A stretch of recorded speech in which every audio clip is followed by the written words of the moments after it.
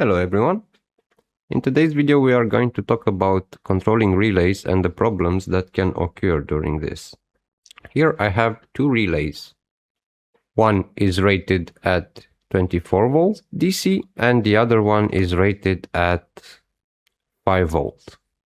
To do a live demonstration with these relays, I have prepared here a fast setup made on this breadboard with some soldering, some bulky caps, and a development board. We will use this board to generate a specific control signal for the transistor. Let's first look at the schematic to see in detail. We have here the schematic for our breadboard setup. We have a 24 volt power supply that is feeding voltage into our relay coil, a MOSFET, a driver. This is the development board that I've shown you earlier. We will use this to generate a pulse signal. Here on the source circuit we have this 1 ohm resistor. We will use this to measure the current across the relay when it's switched on. This is a 1 nano cap used for filtering noise, and here there are these two nodes, the flyback voltage and the current. We will use the flyback, this node here, to measure the voltage when we are opening the relay. Here we are connecting the oscilloscope. This is just for visual reference so we can see how and what we are measuring. This is the code for the development board. Here is just a simple code where we toggle a pin, a delay. We can see here I'm setting the relay for 1 second, then I'm turning off the relay for another second. This runs here in a loop. So 1 second on, 1 second off. Pretty basic.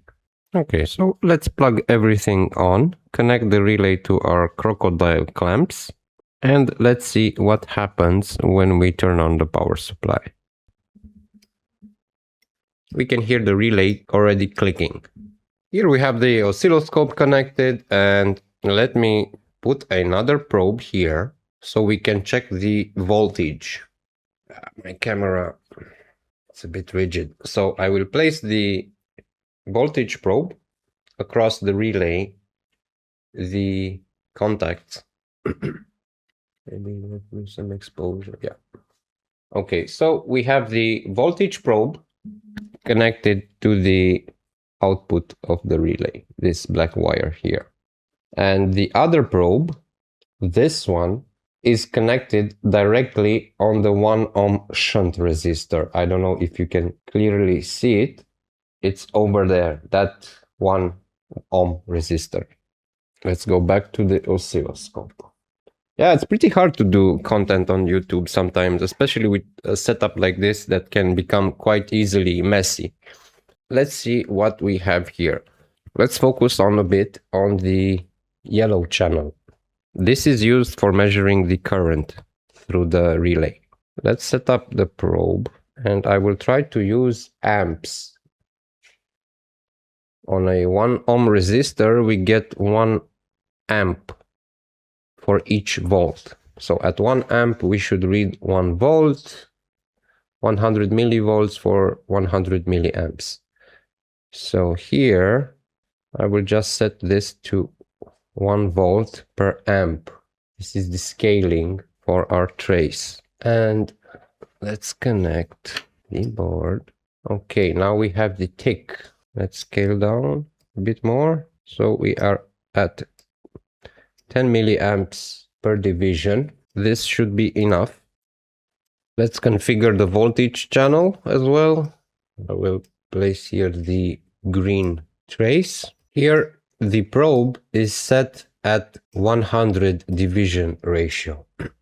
Let's see what we have here. Okay, so let me scale down the current, move it a bit here so we can see them independent. Yeah, I'm sorry, the probe is a 10:1 ratio, not 100. So now we are looking at 20 volt per division. Let me place a cursor here. So we will set our cursors on the vertical scale for channel 2. Let me zoom in a bit. So we have the I1 and I2.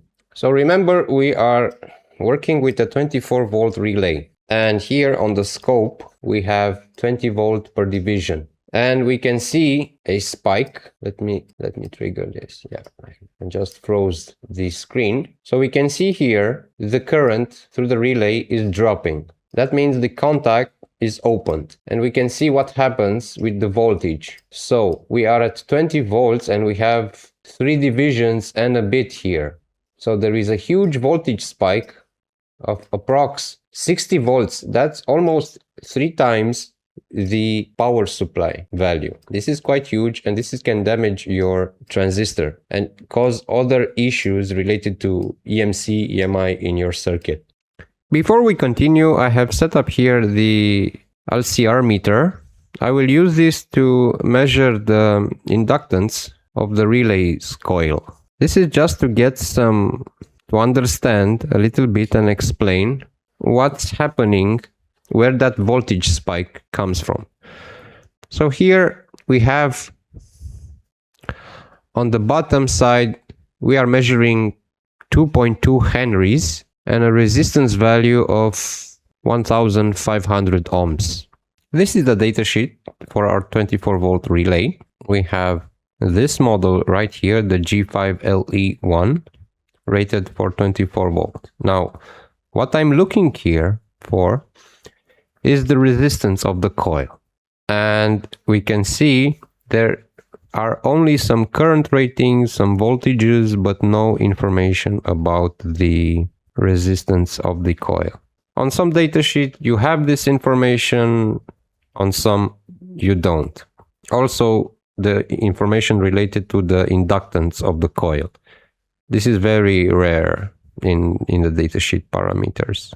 Now that we've seen the datasheet doesn't provide much information, but we managed to measure some parameters using our LCR meter, let's take a closer look at the turn on moment. The yellow line is the current ramping through our relay coil. The green one is the voltage. We can see here it starts to drop because the transistor is pulling the pin of the coil to ground. This is normal. Now we can see the current doesn't have an instantaneous rise time. It follows a linear path. This is because of the nature of how the inductor works.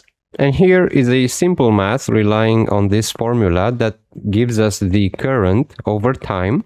This is a plot. We have here the parameters, the voltage supply for the relay, the resistance and the inductance that we've measured earlier.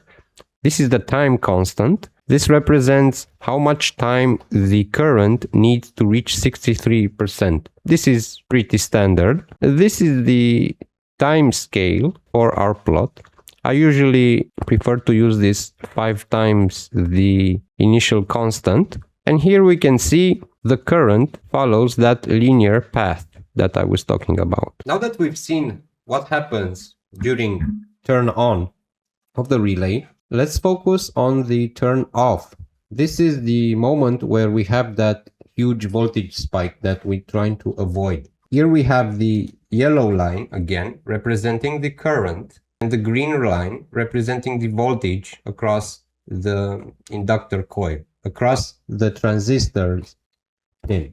I will try to place some cursors here to do some delta measurements. We are at 1 millisecond time per division. Let's bring the second cursor and let's do a delta. We are trying to measure how much time it takes for the current to ramp down from this point up to 0. And here we have a delta between the two vertical cursors of around 1.28 milliseconds. And the delta for the vertical cursors, the I cursors, it's 16 milliamps. So our current drops by 16 milliamps in 1.2 milliseconds. Here we have again the MATCAD sheet using this standard formula to approximate the voltage across the coil during turn off. So we have the key parameters here, the inductance, the voltage supply for the coil, the resistance of the coil. This is the current, the nominal current in steady state, the time it takes for the current to drop, and here we apply the formula. So we can see in a 1.13 milliseconds, a current drop of 16 milliamps will give us a voltage of 30 volts. Now to that voltage we will add the power supply voltage, and our transistor will see roughly 55 volts, and this is a lot considering that our system uses a 24 volt. Going back to the schematic, after we saw some math behind this, let's see exactly what happened. So we have the relay, the coil of the relay, and the transistor. When this thing opens, let me draw a simple sketch here over the schematic. The released energy is going through our circuit. So this is the V coil. In this node here, we will see the V coil voltage plus the 24 volts DC, the one from here. To overcome this, we can use a diode, and we are placing this diode like this in parallel with the coil. And what happens next? The energy stored in the coil, when it's released, it will follow this path right here through the diode. Basically, our diode will act like a short circuit, shunting the voltage across the coil. This is also known as a clamp diode. We are clamping the excess voltage coming from that coil. This is the diode that I've just soldered directly on the coil of the relay. And this is how the signal looks like. Now, let's focus on the... Now you can see we are at 10 volts per division for channel number 2, the green one. And we can see when the relay is turned off, the voltage is no longer exceeding 24 volts. So we have here two divisions, that's 20 volts, half a division, that's close to 25. So we can see there is no voltage spike. Let me try and see here. Let me zoom in a bit. I want to see this edge here and put a cursor. So we have 24 volt and we are much safer now to work with this relay.